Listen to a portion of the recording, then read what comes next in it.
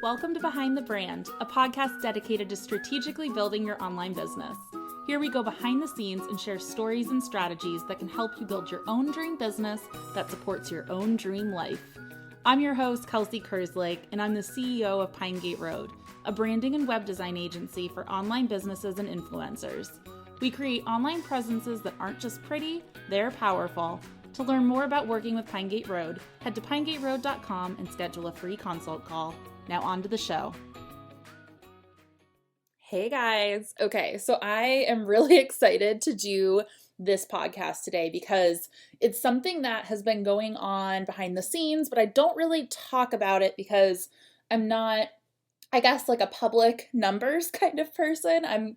I'll definitely share it if people are asking about it, but I think this is the first time I'm kind of sharing some of the money things that have been going on this past year, not only for myself, but for Pinegate Road and all of the things. So I don't know, this has been like a really cool thing. But this year we actually hit 5-figure months every single month in 2018, which if you told me that was going to happen last year, I would have been just baffled because the thought of hitting 5-figure months, I think I'd done it like once or twice in 2017, but like to consistently hit that month after month without crazy stress, with growing a team, and to just like invite that into my business consistently was huge. And it just was something that seemed a little like I knew I wanted to hit it, but it just seemed a little unattainable. And I actually I got all these like heart races every time like I thought maybe it could happen. And it just seemed like, whoa, like how is that even gonna happen? And it just weirdly, like I looked at December, I was like, what? Like we hit it every month and I didn't even really notice that it became the new norm for my business. So I just wanted to kind of dive into some of the things and practices that I incorporate into our sales process, into the way we set things up. So if you are a service provider and you're looking to hit regular 5-figure months or even getting working your way up to that first one, I think that some of these tips are really going to help you set some of that solid foundation so you can make that happen for your business. So the first thing I want to go over is just figuring what you need to do is basically figure out how many clients you need to have each month or how many you need going at one time to hit that 5-figure mark. So for example, if you average each payment from your client being $200 or $2,500 per month payments, then you'd need 4 contracts running at each time in order to hit the 5-figure mark. So that is kind of what we did. Our packages, we break them down into months. So every time we're onboarding a new client, it's like, okay, this project is going to be 3 months. It's going to be 6 months. Usually we're working in 3 to 6 months, or it's just this one-off thing. It's like just pay this and then we'll do this for you. And it's not a monthly thing, but that's cool because it kind of sets you up to fill in one of those 4 spots for each of those months. And if you book a 6-month client, one of the 4 is filled for the next 6 months. So that gives you some runway to work with as you are building up your clients. So say you're taking on clients and maybe it's $500 a month.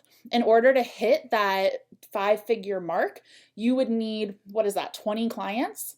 So this kind of if you set this up, it kind of helps you think about can I actually take on 20 clients if I want to hit this 5-figure mark? What can I change here? Does that seem unattainable? Because sometimes I think we think about projects just as oh, what is this worth? What is the value? But if you actually kind of retroactively figure out what you need to be charging in order to meet the goals that you want to meet for your business, you might be thinking about things a little bit differently. So the way we've done it is we break them down into those payments and we know how many clients we need going at one time in order to meet that mark.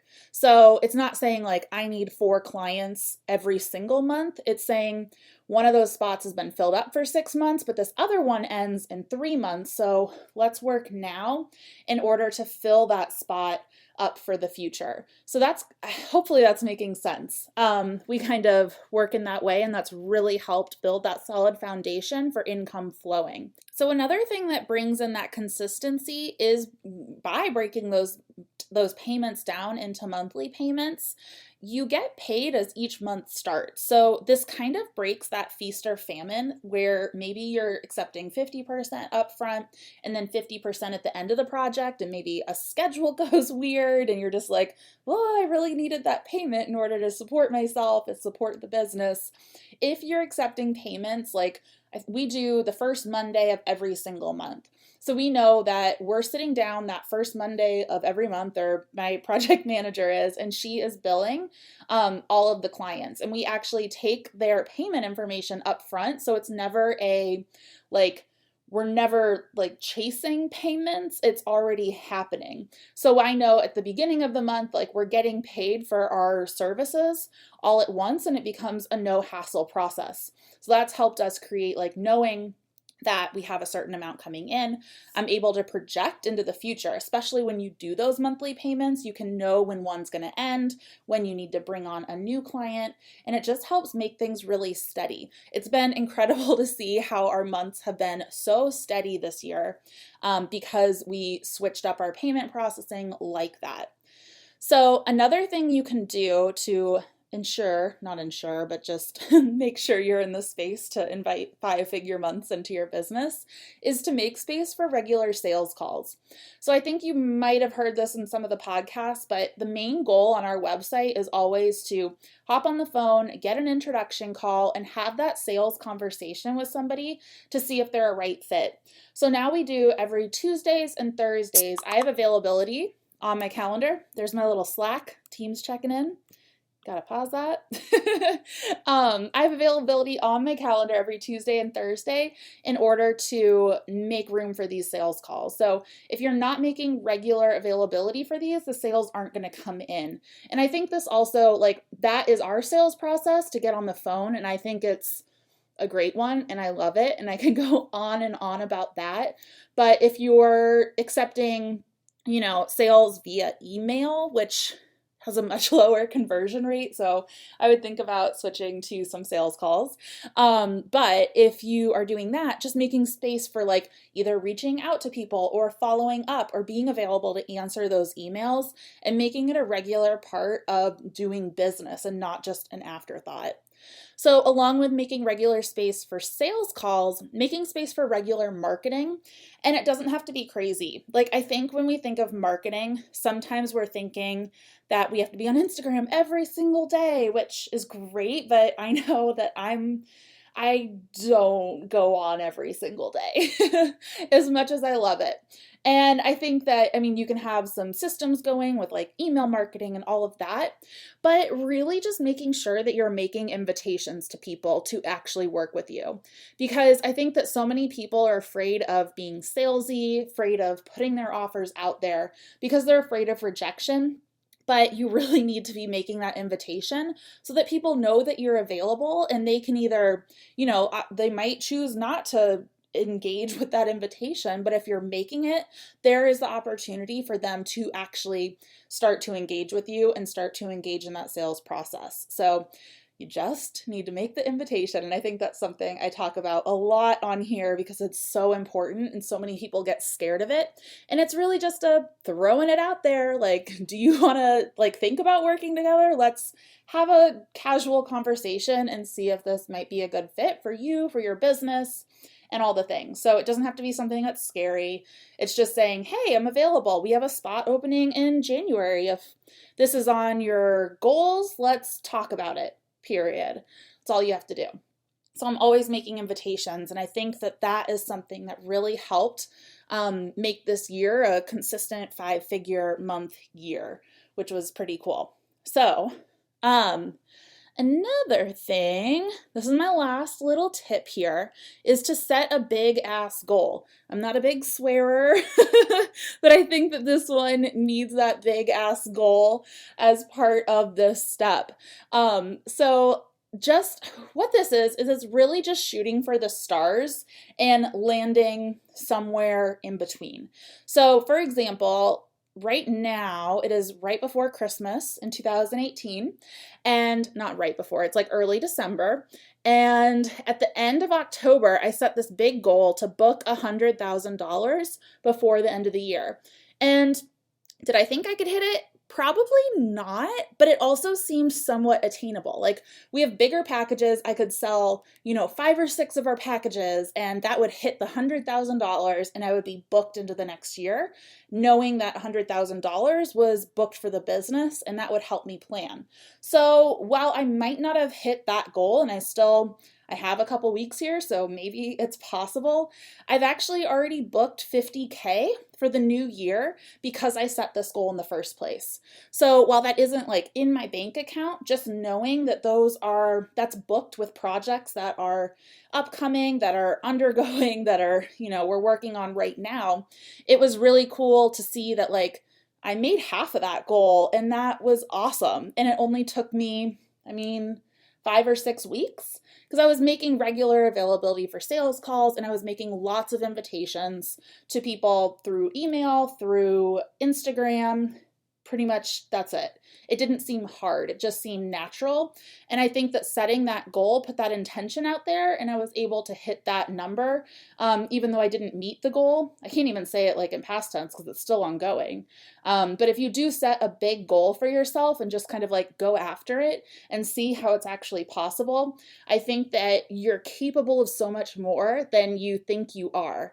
And by setting that goal, it kind of pushes you beyond the boundary of what you think you can do.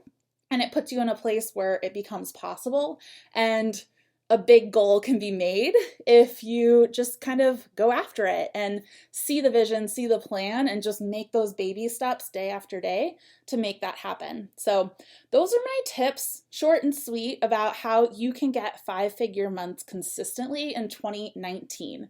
So if you are a service provider and you are a designer service provider and you think that this sounds cool and you want some more mentorship around this, we still have spots open for Pinegate Road Academy. So it starts in January, and I would love to have a conversation with you to see if some of this planning, some of this individual mentorship, along with a group component of other amazing designers, would be a good fit for you.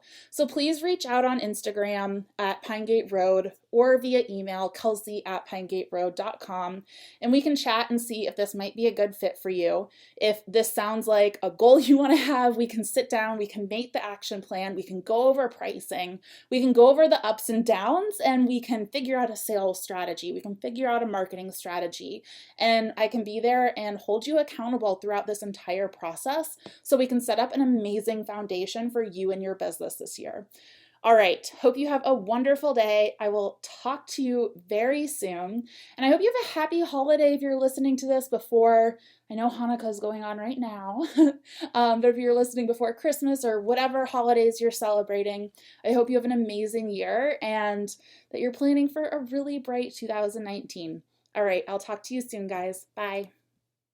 All right, you guys. So after I recorded that episode, I decided to hop onto Instagram like I do and open this up. I kind of shared a little bit about the 5-figure months, etc., and how that happened. And I was like, does anybody have any questions? I'd love to open this up for a Q&A on the podcast. So what I'm going to do now is read some of the questions that I got in and just answer them candidly, because I love having your guys' input in the show. I don't want to just be like talking about all the things I think I should be talking about, but getting things that you guys are actually interested in is really important to me. So thank you for those of you who wrote in, and we're going to get going. Okay, so the first question I got here was how to go about consistently finding new high quality clients. I think that the first thing is defining what high quality clients mean to you. So I did just do an episode about finding your target audience member. And when I really dove in to the type of packages I was offering, the kind of just revenue or cost or whatever that would be, and seeing what kind of business owner would actually be able to support and afford that type of offering. That is when everything kind of changed. And it was kind of crazy because it wasn't necessarily this like, I decided who this was, and then I went out and did X, Y, and Z. It was pretty unplanned. When I decided, like, here are the packages, I just started kind of acting like the business owner, or running the company that would support those kinds of people. And then I also talked to those kinds of people in everything that I was doing. So if I ever went to a live event, if I went to a conference, if I was talking on Instagram, I'm constantly talking to that type of business owner who our packages might best support. So just foundationally, figuring out exactly who that person is and going into all the details. And if you haven't listened to that target audience episode, I would suggest going back to there. And then the other thing is, if you want high quality clients, quote unquote, this might be a general assumption, but it's from what I've found. If you're not switching to like a sales call based process, most like high level clients aren't just going to purchase something from somebody via email, or just like click the buy button online. So I think that, first of all, putting yourself in a place where these higher level clients might exist, whether that's like masterminds, events, just things where you're even investing money, because people who are making money are investing money. So if you're not investing money in things, then like you're not going to be around the people who actually spend money on their business. That was kind of a roundabout way. But that's one place where like I've met a lot of people is by investing in my business and then getting to know other people who are at a level where they're also investing bigger amounts into their business, and then referrals from there, etc. So yeah, I think I lost my train of thought a little bit there, so I apologize. But yeah, finding out exactly who that person is, learning where they hang out, getting a sales process down that really supports those kinds of people. So not just doing it by email, but really having that open conversation and getting to know these people as humans and as business owners, and learning about what they actually need to get to where they're going, and not necessarily like, I don't know, positioning your stuff in the way that they need it. But if you can personally help them get to that vision, then, talking through that and being there for them to like, and supporting them along that journey. So those are my just general tips. I would say everybody, and like, you can go on your different strengths as a human too. So I love talking to people. I love being on Instagram, and I love going to events where I get to meet other awesome people. So like, those are the strategies that have worked for me, and it kind of happened naturally because those are the things I'm drawn to and the things that I love to do. So I don't think that my way is the right way for everybody. So if you can find something that matches with how you love being anyway, then that could be really cool. Okay. Next question: how to scale on your terms and do it in a way that suits you and your goals. So literally what I was just saying, how to do this. I would say, like, what are you naturally drawn to? What do you love doing? Like, I love talking to people and I love visioning about people's businesses. And so I can do that pretty well on Instagram through stories, through sharing about visions. And when I meet people, like, I get really excited about their business and their plans. And like, those are ways that I can connect to people, and they can see that I have a passion for this, and they feel, connected to that process. But some things happen by magic and referrals. And as long as I'm showing up as myself and sharing my passions and talking about what we offer at Pinegate Road, like, clients usually flow through that. And scaling can happen in a lot of different ways. So I did another podcast episode recently about the different ways that you can scale. And the way I'm scaling is through higher level service offerings, but that doesn't mean that you have to. So I think that the way I'm growing my business is we're offering higher level services done for you in a really big way to support clients who want to make big waves and they want somebody who's an expert to actually handle all of the things and all of the details for them. If your clients are somebody like that loves to DIY and loves to get their hands on all of the details, doesn't want to hire out support, but needs a little bit of help and guidance, you might want to scale through courses and webinars and that kind of different thing. And I think that those, not that like email campaigns and things can't work for a lot of different businesses, but if you didn't want to do one-on-one sales calls and your price point's a bit smaller, sometimes people can, they'll be able to click the button without you having to individually go and make that sale through an actual conversation. So I think that you can scale and just, have a different price point and be able to scale in a big way, in a way that fits your personality. Like say you're a little more introverted and you don't want to be like showing your face on Instagram and you'd love to just like write all the most amazing email sequences that ever existed and sell products that way. Like that fits a different kind of personality type, which is really cool. Like there's so many ways in which you can scale and use the ways in which you like to communicate and talk with people to scale in a way that suits you. All right. Another question. What do you wish you did earlier to get to this goal? I feel like I jumped in with mentorship pretty early. And I think that that is a huge thing that helped me get to where I am today, because I was able to learn from other people's experience. And I was able to take that instead of experimenting way too hard for too long on my own. So that is one thing. Like, I think that when you do invest in mentors and just like learning opportunities, you can grow in huge big ways, because not only are you making that investment that helps you make that leap, that helps you believe in yourself and your vision for the future, which that could get a little wordy there. But I think sometimes that, like for me, putting the money into something, it just helps me make that step. Like, yes, I'm believing in this thing, and it's not just like a thing I'm saying, it's a thing I'm doing because I'm physically giving a money or a value to something. And therefore that helps me step into that space. And that's helped me get here faster than I think I would have otherwise. Other things, I think going back, you just listened to the first step about getting to the 5 figures, and it's really just figuring out the price point that I wanted our things to be at, and really figuring out how many clients we needed each month, and then breaking down those payments into monthly payments. Like that helped a lot with the consistency. So maybe that's something that I wish I found out sooner. And also probably contracts.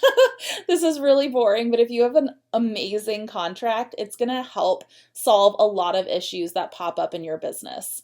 It sets a lot of boundaries, it sets a lot of standards, and I think that having those in place has helped a lot of the ebbs and flows and ups and downs that can come with the variables of working with different clients.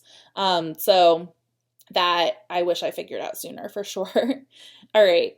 Another question. Do you feel like raising prices is about increase in skill or shift in mindset? So I think that yes, you need to be at a certain skill in order to deliver a service. But I think sometimes people get the imposter syndrome way too often. And I'm not saying I haven't, but it comes to be a certain point where like, you're really good at what you do. What you do delivers value. Like, you don't need to educate yourself anymore on this thing. Like, I got my design degree. I got a master's in design. Like, I'm good. I know that like what I'm doing is providing a top level, top notch service. And I'm like good knowing that. So I don't think that raising prices is about increase in skill, because even though I had a design degree, I was still like my first logo project I sold for like $300 or something. And that was crazy. And so I think that the mindset is really the biggest thing there, because I've had the same amount of skill. And yes, like I've grown, I've had many client experiences over the years. And what we've delivered has, I wouldn't say increased because of my actual design skill, but learning more about what people actually need in their business and helping support them and bringing that value to the table was the biggest thing. And I think that that value is a big mindset shift sometimes. So I think that mindset is really the culprit here. And it's something that you just have to work on all the time. And if I could give one tip here, it's really about thinking about the value for your target audience. And it might not be even a target audience that you're currently working with, but the target audience you want to be working with. Like, what would you providing your service to their business do for their business? So for example, like if I'm providing a website that helps them convert, 50% more clients that are coming to their website because of what we're providing them, that could be like, say they have $1 million business. So we literally just help them make $500,000 because of the services that we provided, making sure that their website is converting on a higher level than it was before because of our skill set and our expertise. And that's just a one-off example. But when you think about that, like if they are getting $500,000 from like the service you're providing, why are you charging $500 to do that service?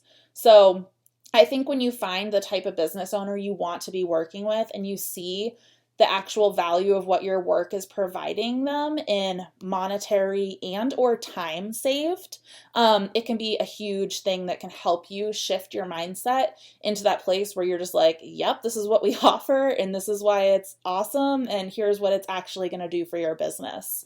So mindset for sure. All right. How can you effectively do custom proposals, but still make sure you're streamlined? Does that make sense? So yes, and I don't personally love custom proposals. So I've actually, like everything we've created as far as offerings kind of like build on each other. So I think you've heard about me talk about the Pinegate Road experience. And really what that is it starts with brand strategy, which is always one way we do brand strategy. Then it goes on to the identity design, which is like the logo. And then it goes on to experience design. And experience design is a little custom. So what it is when you get the Pinegate Road experience, you get 3 choices of the experience design. So this could be like your Instagram plan. It could be your photography visioning. It could be copywriting for your emails. It could be, what else do we offer? We have like 10 things, like a packaging design, all of those different things. And so those are very automated in a sense. Like we give out those offerings, but we've built it into a system that allows me to say, you get 3 of these choices and we're going to, structure that around what your business actually needs once we figure out the strategy for how you're going to position yourself in the landscape of the online industry. And so then step 4 is actually the custom website. So the way we're offering things is like, I always know what each of those price points would be if they were separated. I know what the price point is if they're all together as one package, and I know the timelines and all of those things. So those have already been pre-figured out, and we've done this in a way that supports the business owners, again, that target audience member that we actually want to be supporting. So we're never creating custom things. We are always kind of like saying, do you need the whole thing? Do you need just the website? Do you want to start just with the strategy and kind of like see where you're at after that? So those are the different kinds of ways that we offer those things. So on a sales call, I'm always able to say like, here's the price point, here's how long it's going to take, here's how we break down the payments. And I'm just able to talk to that, and I'm never creating custom proposals. Custom proposals hurt my brain. So I don't necessarily like, I just don't love them and I don't believe in them at this point because they've gone pretty gosh, help.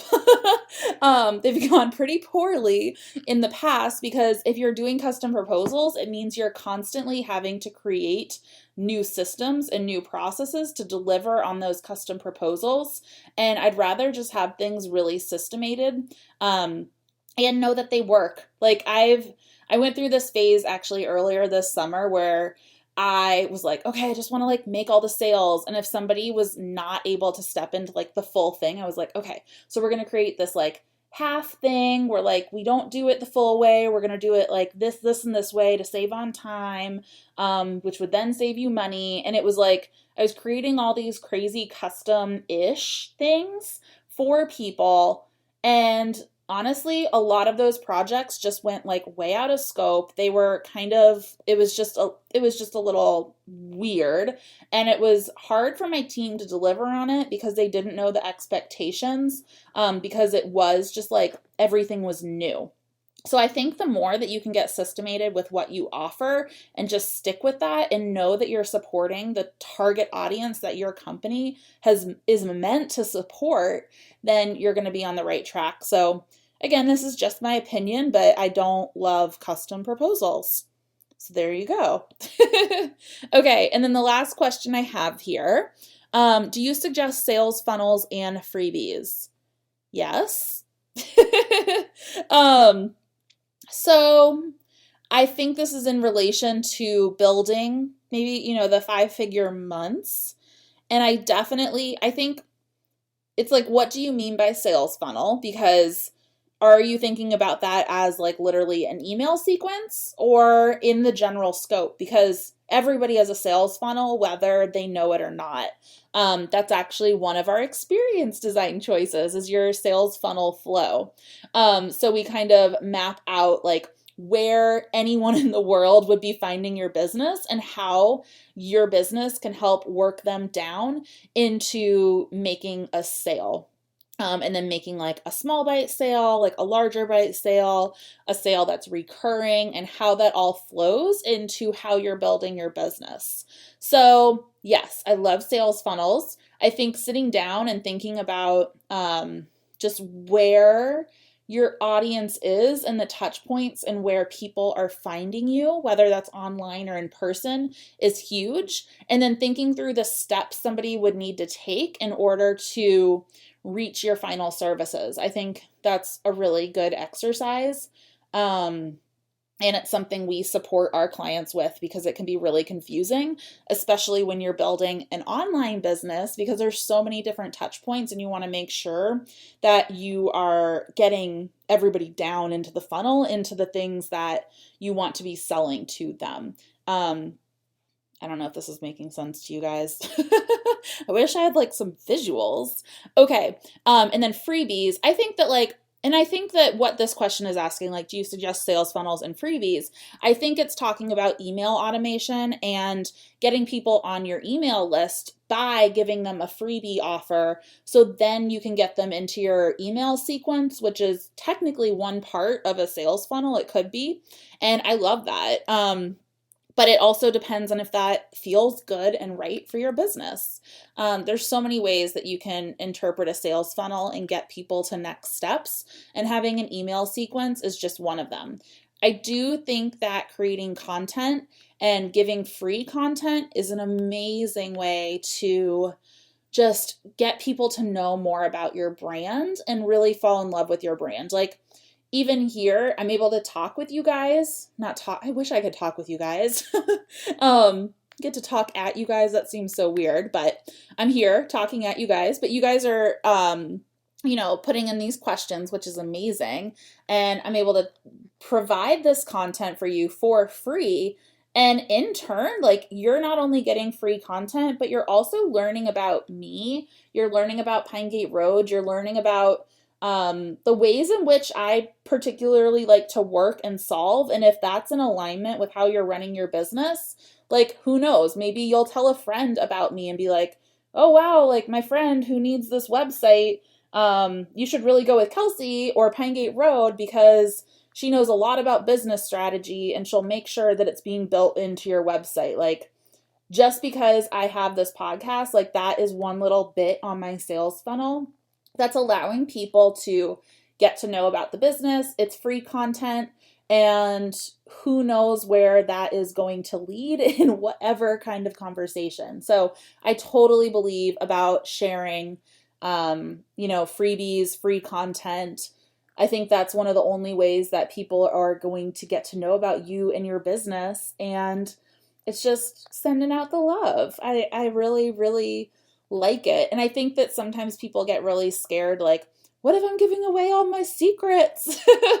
And I think like me sharing my stuff here, like sharing all my secrets, I'm not giving away like the services that we're providing, but I'm sharing what it might be like for you guys to work with me or Pinegate Road.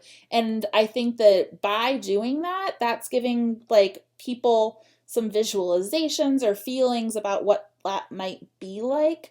And that opens up so many more opportunities than kind of like hiding it behind closed doors, because people don't really trust what's hidden, I guess.